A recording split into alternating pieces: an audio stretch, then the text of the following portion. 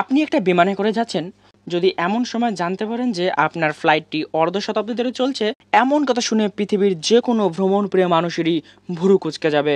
2রা জুলাই 1955 সাল pan American flight 914 new York থেকে মায়ামির উদ্দেশ্যে যাত্রা শুরু করলো। রৌদ্রোজ্জ্বল দিন, বিমানের 57 জন যাত্রী ফ্লোরিডার প্রাকৃতিক দৃশ্য দেখার আশায় প্রহর গুনতে লাগলো।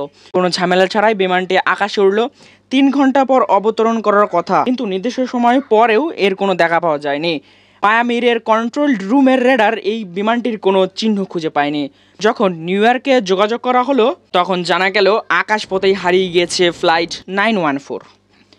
রেডিওর সাথে যোগাযোগ করতে ব্যর্থ হয় এয়ারক্রাফট কন্ট্রোল এর কর্মকর্তারা। আকাশেই হারিয়ে যায় ফ্লাইটটি। বিমানে থাকা একজন মানুষেরও সন্ধান পাওয়া যায়নি। তদন্ত শুরু হলো। নিউ ইয়র্ক থেকে আটলান্টিক মহাসাগর পাড়ি দিয়ে ফ্লোরিডায় পৌঁছাতে হয়। একটা ব্যাখ্যা হতে পারে যে বিমানটি তার যাত্রাপথে বিধ্বস্ত হয়ে গিয়েছে। উদ্ধারকারী দল চিরুনি অভিযানে নামলো। কোথাও কিছুর হদিশ মিলল না। 61 জন মানুষ যেন হাওয়ায় মিলিয়ে গেল। এই সমস্যার কোনো সমাধান খুঁজে পাওয়া যায়নি। একটা আনুষ্ঠানিক বিবৃতি দেওয়া হয়েছে, যেখানে বলা হয়েছে বিমানটি বিধ্বস্ত হয়েছে আর যাত্রীরা সবাই মারা গেছে।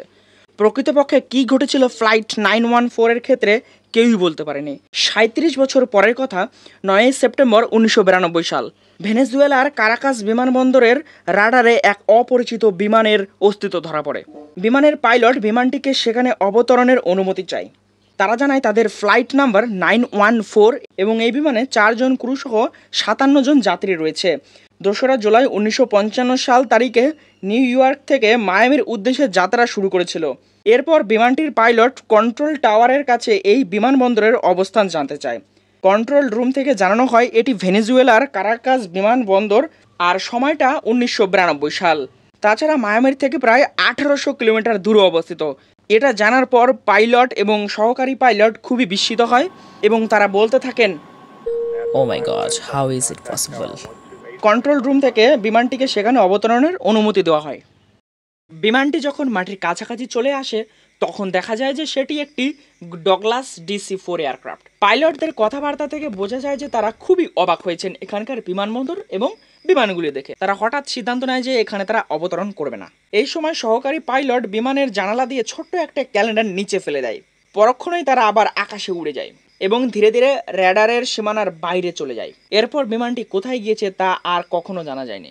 এই ঘটনার পর আমেরিকার তদন্তকারী সংগঠন FBI এই ঘটনার সাথে সম্পৃক্ত সকল প্রকার তথ্য উপাত্ত সর্বোচ্চ গোপনীয়তার সাথে তাদের আয়ত্তে নিয়ে নেয়। এই DC-4 বিমানটির পাইলটের ফেলে দেওয়া ক্যালেন্ডারটি ছিল 1955 সালের। 1955 সালে হারিয়ে যাওয়া বিমানটি কিভাবে 37 বছর পর কয়েক মিনিটের জন্য 1992 সালে ফিরে এলো? এই 37 বছর তারা কোথায় ছিল? বিমানে অবস্থানরত 61 জন মানুষের প্রত্যেকেই কিভাবে এতগুলি বছর জীবিত রইল? এমন হাজার প্রশ্নের উত্তর আজও মেলেনি। এবার আসল কথাটা শুরু করি। এই ফ্লাইট 914 এর ঘটনা সম্পূর্ণ কল্পনা মাত্র। এখানে দাবি করা হয় যে এটা একটি ডগলাস DC-4 ফ্লাইট, যা 1955 সালে উধাও হয়ে গিয়েছিল এবং 37 বছর পর আবারও খবর পাওয়া যায়। সত্যি কথা বলতে এই গল্পের কোনো সত্যতা নেই। এটি একটি কাল্পনিক ঘটনা। এই কাল্পনিক ঘটনার সত্যতা প্রথম প্রকাশিত হয়েছিল 1985 সালে আমেরিকান প্রিন্ট ট্যাবলয়েড এবং উইকলি ওয়ার্ল্ড নিউজে। পরবর্তীতে এই ঘটনার সত্যতা প্রকাশ পেয়েছিল AFP এর 2021 সালের রিপোর্টে।